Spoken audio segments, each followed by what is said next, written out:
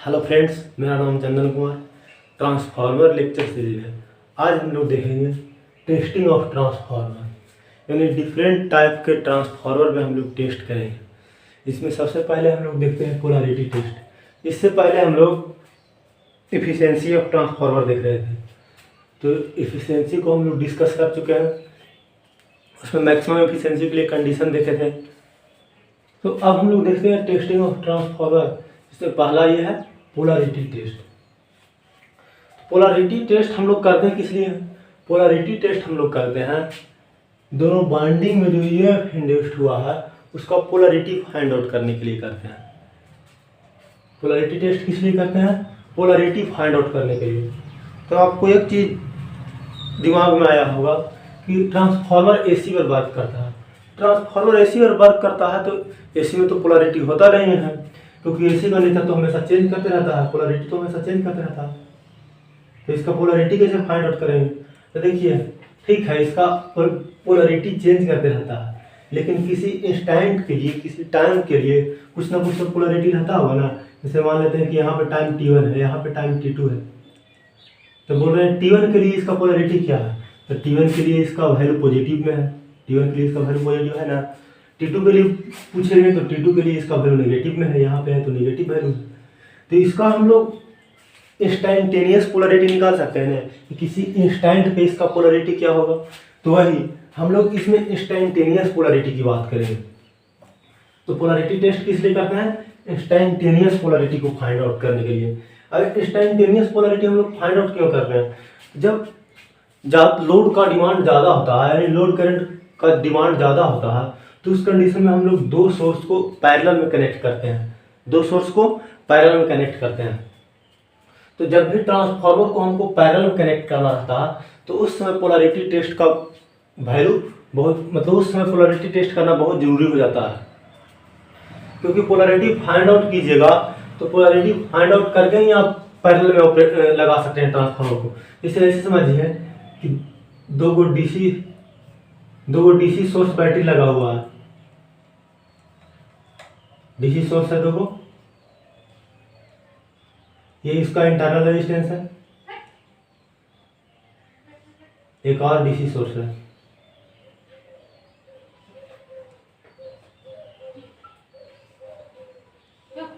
हम लोग पैरेलल में इसको कनेक्ट किए हैं। किस लिए पैरेलल कनेक्ट किए हैं? ताकि लोड में जो करंट का डिमांड बढ़ गया है उसको फुल कर सके। तो देखिए, इस कंडीशन में दोनों का पोलैरिटी सेम है। तो अगर जिस समय लोड ऑफ रहेगा, जैसे मान लेते हैं कि लोड अभी ऑफ है, ठीक है, तो जब लोड ऑफ रहेगा तो इस कंडीशन में देखिए, तो इसमें अगर केवीएल लगाइएगा, इसका एक वोल्टेज भी है और इसका एक वोल्टेज भी है, तो इस कंडीशन में केवीएल लगाइएगा इसमें अंदर में, तो इसमें कोई करंट नहीं फ्लो करेगा। लेकिन वही आप क्या किए कि उल्टा पोलैरिटी लगा दिए, आप अपोजिट पोलैरिटी लगा दिए। जैसे देखिए, इसको नेगेटिव कर दिए, इसको पॉजिटिव कर दिए। अब देखिए, नेगेटिव पॉजिटिव यानी माइनस प्लस दोनों वोल्टेज क्या हो रहा है? जुड़ जा रहा है। दोनों वोल्टेज जब जुड़ जा रहा है तो ये अंदर में ही शॉर्ट सर्किट कर करके अपने इंटरनल रेजिस्टेंस, ये दोनों का इंटरनल रेजिस्टेंस है, अपने इंटरनल रेजिस्टेंस में ही पावर को डिसिपेट कर देगा। तो हम लोग दो सोर्स को पैरेलल में क्यों लगाए थे? तो अपना पावर अपने आप में वेस्ट कर दे, अपने इंटरनल रेजिस्टेंस में वेस्ट कर दे, नहीं ना। तो यहाँ पे हम लोग क्या देखें? यहाँ पे ये देखें कि हम अगर अपोजिट पोलैरिटी से कनेक्ट कर देते हैं, तो बहुत ज़्यादा मात्रा में पावर इसके अंदर ही डिसिपेट हो जाएगा। तो क्या हम लोग ऐसा करना चाहेंगे कि सोर्स का पावर खुद के अंदर डिसिपेट हो जाए, यानी बर्बाद हो जाए? तो ये है पोलैरिटी का महत्व, इम्पोर्टेंस। तो इसीलिए हम लोग एसी में भी सेम कंडीशन जो हम डीसी में बता रहे हैं कि आप अपोजिट पोलैरिटी के साथ कनेक्ट कर दीजिएगा, तो यही चीज़ अगर आप एसी के केस में, ट्रांसफार्मर के केस में भी कीजिएगा तो उसमें भी सेम चीज़ होगा। तो ये था पोलैरिटी का इंपॉर्टेंस, कि अगर आप अपोजिट पोलैरिटी का कनेक्ट कर देते हैं तो बिना मतलब का पावर डिसिपेट हो जाएगा, खुद के अंदर पावर डिसिपेट करा देगा। तो आप देखिए कैसे करते हैं हम लोग पोलैरिटी टेस्ट। ये तो समझ में आया होगा कि पोलैरिटी टेस्ट का इंपॉर्टेंस क्या है। अगर आप पोलैरिटी फाइंड आउट किए बिना ट्रांसफार्मर को गलत तरह से कनेक्ट कर दीजिएगा, यानी रॉन्ग कनेक्शन कर दीजिएगा, तो उस कंडीशन में क्या होगा, खुद के अंदर वो शॉर्ट सर्किट करा करके पावर डिसिपेट करा देगा। अब देखिए हम लोग पोलैरिटी टेस्ट करते कैसे हैं। तो देखिए इस दोनों वाइंडिंग को सीरीज में कनेक्ट कर दिए, अब वोल्ट मीटर लगा दिए। अब जब हम वोल्ट मीटर लगाएं तो वोल्ट मीटर का रीडिंग जो आ रहा है वो आ रहा है V = E1 + E2। या तो ये आ सकता है, या तो हो सकता है कि वोल्ट मीटर का रीडिंग आए E1 - E2, या तो ये रीडिंग आ सकता है, या तो यार ये रीडिंग आ सकता है, क्योंकि सीरीज में कनेक्ट किए हैं। तो सीरीज में कनेक्ट किए हैं तो या तो दोनों वोल्टेज जुड़ जाएगा या तो दोनों वोल्टेज घट जाएगा। तो देखिए दोनों वोल्टेज जुड़ेगा कब, देखिए तो सबसे पहले इस फिगर को समझिए, ये डीसी वैल्यू है, पहले डीसी में समझ लीजिए, उसके बाद एसी में उसको रिलेट कर देंगे। तो देखिए तो ये वोल्ट मीटर लगा हुआ है, पॉजिटिव नेगेटिव, यानी नेगेटिव से पहला सोर्स का नेगेटिव से दूसरा सोर्स का पॉजिटिव कनेक्ट रहेगा, तो उस कंडीशन में वोल्टेज जुड़ जाएगा, उस कंडीशन में वोल्टेज जुड़ जाएगा। अगर वही अपोजिट रहे, यानी इसका नेगेटिव कनेक्ट रहेगा, यानी दोनों एक दूसरे को अपोज करेगा, तो उस कंडीशन में क्या होगा, दोनों वोल्टेज सब्सट्रैक्ट हो जाएगा। तो जब सब्सट्रैक्ट हो जाता है तो उसको बोलते हैं सब्सट्रैक्टिव पोलैरिटी, और जब दोनों जुड़ जाता है दोनों वोल्टेज दोनों वाइंडिंग का, तो उसको बोलते हैं एडिटिव पोलैरिटी। तो देखिए एडिटिव पोलैरिटी में क्या होगा पोलैरिटी, और सब्सट्रैक्टिव पोलैरिटी में क्या होगा पोलैरिटी। तो जैसे हम मान रहे हैं, इसमें मान लेते हैं कि इसका पोलैरिटी ये प्लस है ये माइनस है, ये प्लस है ये माइनस है, तो उस कंडीशन में देखिए क्या होगा, इसका पोलैरिटी एक को आप मान लीजिए इंस्टेंटेनियस पोलैरिटी की, इस इंस्टेंट पे ये प्लस है ये माइनस है। तो देखिए तो जब इसको प्लस मान रहे हैं, इसको नेगेटिव माइनस मान रहे हैं, और उसके बाद वोल्ट मीटर क्या बता रहा है, वोल्ट मीटर ये बता रहा है कि यहाँ पे जो वोल्टेज मिल रहा है V1 + E2 मिल रहा है, यानी एडिटिव पोलैरिटी है। तो देखिए तो एडिटिव पोलैरिटी है, तो उस कंडीशन में हम इसका इंस्टेंटेनियस पोलैरिटी निकाल सकते हैं। देखिए तो जब दोनों एडिटिव होता है तो उस कंडीशन में क्या होता है, माइनस पहला का नेगेटिव दूसरा का पॉजिटिव से जुड़ा हुआ रहता है। तो देखिए ये नेगेटिव है तो ये पॉजिटिव हो जाएगा और ये नेगेटिव हो जाएगा। नहीं समझ में आया? एक का आप पोलैरिटी मान लीजिए और उसके बाद देखिए कि वोल्ट मीटर का रीडिंग क्या आ रहा है। उसके बाद क्या देखिए वोल्ट मीटर का रीडिंग क्या आ रहा है। तो देखिए वोल्ट मीटर का रीडिंग हम देखें एडिटिव आ रहा है, क्या आ रहा है, दोनों जुड़ रहा है। तो दोनों जुड़ रहा है तो उस हिसाब से हम दूसरा का पोलैरिटी निकाल सकते हैं। अब देखिए इसका निकालते हैं। तो इसमें हम क्या देखें, इसमें वोल्ट मीटर का रीडिंग सबसे पहले देखें। तो वोल्ट मीटर का रीडिंग देखें तो वोल्ट मीटर का रीडिंग इतना आया है, यानी सब्सट्रैक्टिव आया। सब्सट्रैक्टिव आया तो सबसे पहले हम क्या किए, इसका पोलैरिटी मान लेते हैं। इसका पोलैरिटी मान लेते हैं, जिसका पोलैरिटी हम मान लिए कि किसी इंस्टेंट पे ये प्लस है ये माइनस है। इसका पोलैरिटी हम मान लिए कि किसी इंस्टेंट पे ये प्लस है ये माइनस है।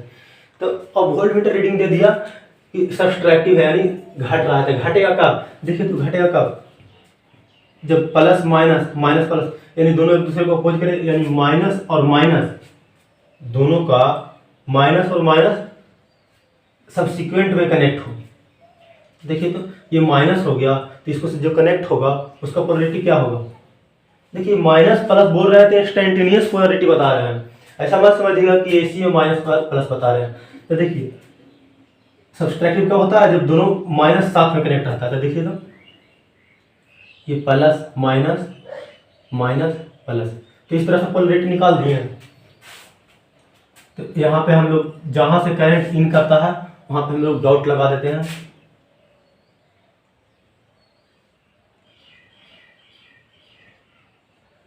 या तो आप इस तरह से डॉट लगा सकते हैं यहाँ और यहाँ, नहीं तो आप यहाँ नहीं लगाना चाहते हैं तो यहाँ भी डॉट लगा सकते हैं, यहाँ और यहाँ भी डॉट लगा सकते हैं, यहाँ और यहाँ डॉट लगा सकते हैं। वो कैसे हुआ, देखिए हम लोग मान रहे हैं, मान लेते हैं उस कंडीशन में कि ये पॉजिटिव था तो ये पॉजिटिव मान लेते हैं, तो ये नेगेटिव हो जाता, तो उस कंडीशन में सब उलट जाता। तो आप डॉट अगर बदलते हैं, डॉट का अगर आप जगह परिवर्तन करते हैं तो दोनों तरफ कीजिए। या तो आप डॉट लगाइएगा तो यहाँ और यहाँ लगाइएगा, नहीं तो आपको मन है कि नहीं हम नीचे वाला को पॉजिटिव मानते तो नीचे वाला को पॉजिटिव मानते, तो उस कंडीशन में आप क्या करते हैं कि इसको पॉजिटिव मानते, मतलब यहाँ पे डॉट लगाते और यहाँ पे डॉट लगाते। देखिए आप इसमें समझते हैं, शुरू में क्या था प्लस माइनस, सबसे फर्स्ट में क्या माने थे, इसको प्लस माने थे, इसको माइनस माने थे, तो फिर ये प्लस माइनस, तो इस कंडीशन में डॉट क्या होगा, इसको डॉट यहाँ दिए देंगे और इसका प्लस यहाँ पर है तो इसमें डॉट यहाँ देंगे। अब देखिए इसमें समझते हैं, इसमें प्लस यहाँ पर है तो हम डॉट यहाँ पर दे देंगे, ठीक है, और इसमें प्लस यहाँ पर है तो हम डॉट यहाँ पर दे देंगे। अब कहिएगा कि ना आप इसको प्लस का है माने, हम इसको प्लस मानेंगे, ठीक है, तो लीजिए आप इसको प्लस मान लीजिए, तब इसको प्लस मान लीजिएगा, तो देखिए जब इसको प्लस मानिएगा तो ये माइनस हो जाएगा, इसको प्लस मान लिए तो ये माइनस हो जाएगा, तो उस कंडीशन में ये प्लस हो जाएगा और ये माइनस हो जाएगा। जैसे देखिए यहाँ पर इसको समझिए, हम इसको इस तरह से बनाए हैं, इसको इस तरह से तो बना सकते हैं, देखिए प्लस माइनस, इधर प्लस कर देते माइनस, दोनों का पोलरिटी उल्टा कर दिए, प्लस माइनस। इस कंडीशन में भी दोनों वोल्टेज जुड़ ही जाएगा, इस कंडीशन में भी दोनों वोल्टेज जुड़ ही जाएगा।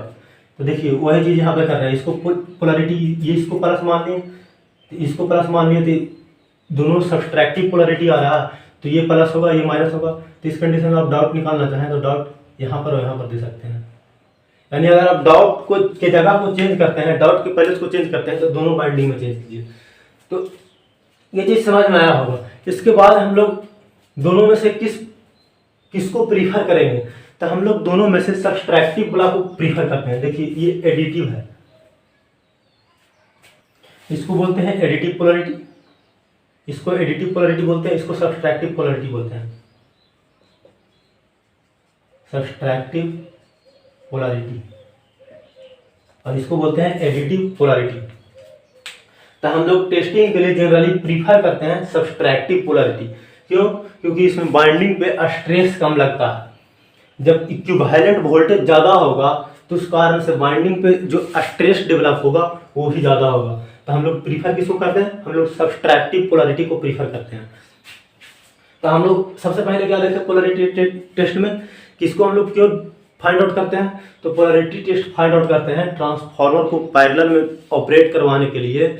जब पैरेलल में कनेक्ट करते हैं तो उस कंडीशन में हम लोग ट्रांसफार्मर का पोलरिटी देखते हैं।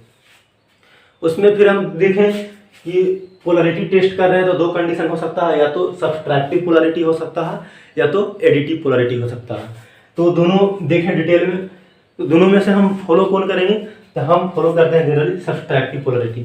आई होप पोलरिटी टेस्ट आपको समझ में आया होगा। अब हम लोग देखते हैं ओपन सर्किट टेस्ट।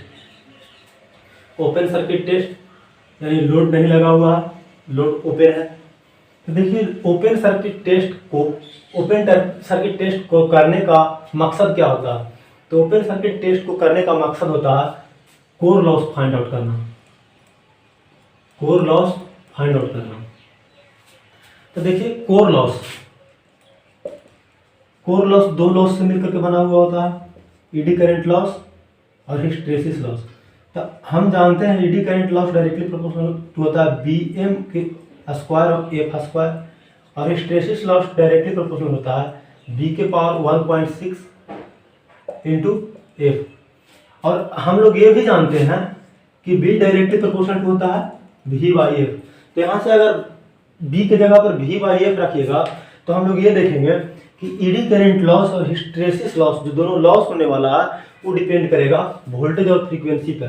तो इसीलिए जो हम लोग no load open circuit test करते हैं या नो लोड टेस्ट करते हैं, जिससे हमको निकालना है क्या, कोर लॉस। कोर लॉस में होता है ईडी करंट लॉस और हिस्टैरिसीस लॉस, जो कि डिपेंड करता है वोल्टेज और फ्रीक्वेंसी पे। तो हम लोग कोर लॉस फाइंड आउट करने के लिए यानी ओपन सर्किट टेस्ट करते वक्त हम लोग क्या करते हैं, वोल्टेज और फ्रीक्वेंसी रेटेड रखते हैं। यानी open circuit test rated voltage और फ्रीक्वेंसी पे हम लोग करते हैं। ये चीज़ समझ में आया होगा। तो ओपन सर्किट टेस्ट हम लोग रेटेड वोल्टेज और फ्रीक्वेंसी पे करते हैं। अब देखिए यहाँ से ये ओपन सर्किट टेस्ट का फिगर बना हुआ है, ये वाट मीटर लगा हुआ है, वाट मीटर का ये CC है, ये तो आप लोग वाट मीटर पढ़े किए हैं, ये CC है, ये PC है, और ये आमीटर लगा हुआ है, ये वोल्ट मीटर लगा हुआ है। और देखिए सेकेंडरी इसका ओपन है। तो देखिए तो नो लोड के केस में क्या करंट फ्लो करेगा, प्राइमरी तरफ से I नॉट फ्लो करेगा। अब इसका हम बनाना चाहें इक्विवेलेंट सर्किट, तो इक्विवेलेंट सर्किट बना सकते हैं। देखिए तो इसका इक्विवेलेंट सर्किट बना सकते हैं। इसका इक्विवेलेंट सर्किट बना सकते हैं ना।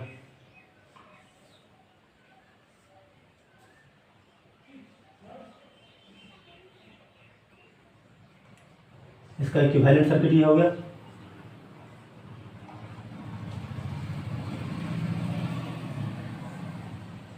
ये ओपन है, जब ये ओपन है तो I2 इक्वल टू जीरो हो जाएगा, I2 इक्वल टू जीरो हो जाएगा। जब I2 इक्वल टू जीरो होगा तो I2 का रिफ्लेक्शन जो यहाँ पर होगा I2 डैश ये भी जीरो हो जाएगा। देखिए तो I1 इक्वल टू क्या होता है, I0 प्लस I2 डैश, तो I2 डैश जीरो हो गया तो I1 इक्वल टू क्या हो जाएगा, I0 यहाँ से फ्लो करेगा, I0 यहाँ से फ्लो करेगा, I2 dash equal to zero हो गया। तो देखिए तो इधर कोई करंट नहीं जा रहा, तो ये पूरा सर्किट को हम मिटा देते हैं, यहाँ से इधर वाला सर्किट को मिटा देते हैं। इधर कोई करंट नहीं जा रहा तो ये सर्किट बेकार है, इसमें कैलकुलेशन नहीं होगा, नो लोड पे इसमें कैलकुलेशन नहीं होगा, तो इधर वाला मिटा दे रहे हैं, यानी इतना ही सर्किट बच गया। तो देखिए तो ये हो गया R0 और ये हो गया X0। अब यहाँ से देखिए आपको इसमें अब हमको क्या निकालना रहता है, ओपन सर्किट टेस्ट में हमको शंट ब्रांच पैरामीटर निकालना रहता है। ये जो R0 है और X0 है इसको शंट ब्रांच बोलते हैं। क्या बोल रहे हैं कि इसको यानी ओपन सर्किट टेस्ट को हम लोग किस लिए यूज कर रहे हैं, सबसे पहले ओपन सर्किट टेस्ट को हम लोग यूज कर रहे हैं कोर लॉस फाइंड आउट करने के लिए, कोर लॉस निकालने के लिए। दूसरा शंट पैरामीटर निकालने के लिए, शंट पैरामीटर निकालने के लिए। अब देखिए शंट पैरामीटर का वैल्यू कैसे निकलेगा, जब आप टेस्ट किए तो देखिए तो इतना इक्विपमेंट लगाए हैं तो आपको प्राइमरी वोल्टेज जो इसमें दे रहे हैं वो तो आपको पता है, प्राइमरी वोल्टेज पता है, प्राइमरी करंट यानी नो लोड करंट जो फ्लो कर रहा है वो पता है आपको, और साथ ही साथ ये जो वाट मीटर रीडिंग देगा नो लोड लॉस वो भी आपको पता है। तो नो लोड लॉस क्या देगा, कोर लॉस देगा, यानी आपको कोर लॉस पता है। अब देखिए कहिएगा इसमें भी थोड़ा लॉस होगा, बाइंडिंग में भी थोड़ा लॉस होगा, तो आपको पता है कि नो लोड करंट का वैल्यू बहुत ज़्यादा कम होता है। तो बहुत ज़्यादा कम होता है तो प्राइमरी बाइंडिंग में जो लॉस होगा प्राइमरी बाइंडिंग में कॉपर लॉस होगा, लेकिन उसका वैल्यू बहुत ही कम रहेगा, तो उसको हम लोग निगलेक्ट कर देते हैं। ध्यान से सुनिए क्या बोल रहे हैं कि नो लोड पर भी प्राइमरी बाइंडिंग में लॉस होगा, कॉपर लॉस होगा, लेकिन नो लोड करंट का वैल्यू जानते हैं कि 3 से 5% सिर्फ होता है। तो नो लोड के केस में प्राइमरी बाइंडिंग में जो लॉस होगा वो बहुत कम होगा, तो उसको हम लोग निगलेक्ट कर देते हैं। यानी जो ये वाट मीटर रीडिंग देगा उसको हम लोग क्या मान लेंगे कि जो वाट मीटर रीडिंग दे रहा है वो आयरन लॉस दे रहा है, आयरन लॉस या कोर लॉस दे रहा है। तब देखिए हमको निकालना है शंट पैरामीटर निकालना है, तो आपको इतना चीज़ पता है, तो आपको पता है कि पावर इक्वल टू क्या होगा, पी आयरन इक्वल टू क्या लिख सकते हैं, V I0 cos phi note. यहाँ से देखिए तो आपको ये पता होगा, जब आप टेस्ट किए हैं तो वाट मीटर की रीडिंग से ये मिल जाएगा, आमीटर की रीडिंग से नो लोड करंट मिल जाएगा, वोल्ट मीटर से वोल्टेज मिल जाएगा। तो यहाँ से आप cos फाई निकाल सकते हैं। देखिए तो cos phi naught equal to PI/V I0, आपको cos फाई मिल गया, ठीक है। अब देखिए हम निकालते हैं इसमें, cos फाई आपको मिल गया। अब हम निकालते हैं इसमें, देखिए तो P इक्वल टू क्या लिख सकते हैं, P आयरन इक्वल टू एक और फॉर्मूला आप लोग जानते होंगे, VIW voltage into working component of current. तो आपको ये मालूम है और ये भी मालूम है। देखिए वाट मीटर रीडिंग दे देगा आयरन लॉस और ये वोल्ट मीटर दे देगा वोल्टेज। तो यहाँ से देखिए तो आप IW निकाल सकते हैं, वर्किंग कंपोनेंट ऑफ करंट निकाल सकते हैं, PIYW PIYV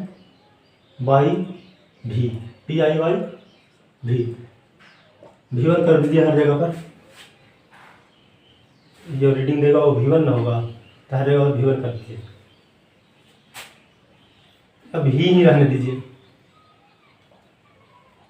तो अब देखिए इसके बाद हम लोग क्या निकाल लिए, cos फाई नोट निकाल लिए और IW निकाल लिए। तो जब आपको I नोट पहले से ही पता है और IW निकाल लिए, तो यहाँ से I म्यू निकाल सकते हैं। देखिए तो I म्यू निकाल सकते हैं, इसको मिटा देते हैं।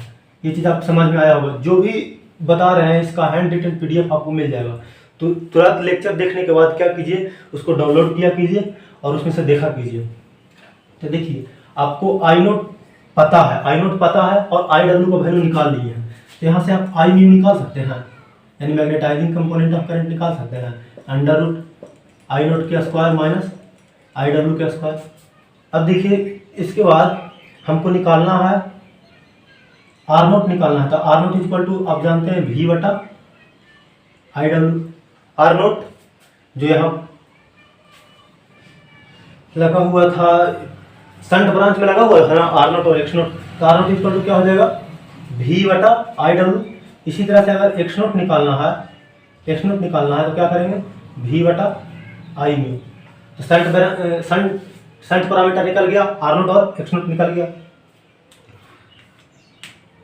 अब इसमें हम लोग देखते हैं कि इस टेस्ट को किधर से करते हैं, यानी इसमें इक्विपमेंट को किस तरफ रखते हैं, हाई वोल्टेज साइड रखते हैं या लो वोल्टेज साइड रखते हैं, और एक को ओपन सर्किट रख रहे हैं। तो ओपन सर्किट किसको रखेंगे, हाई वोल्टेज साइड को ओपन सर्किट रखेंगे या लो वोल्टेज साइड को ओपन सर्किट रखेंगे। तो हम लोग हाई वोल्टेज साइड को ओपन सर्किट रखते हैं और इक्विपमेंट को लो वोल्टेज साइड रखते हैं।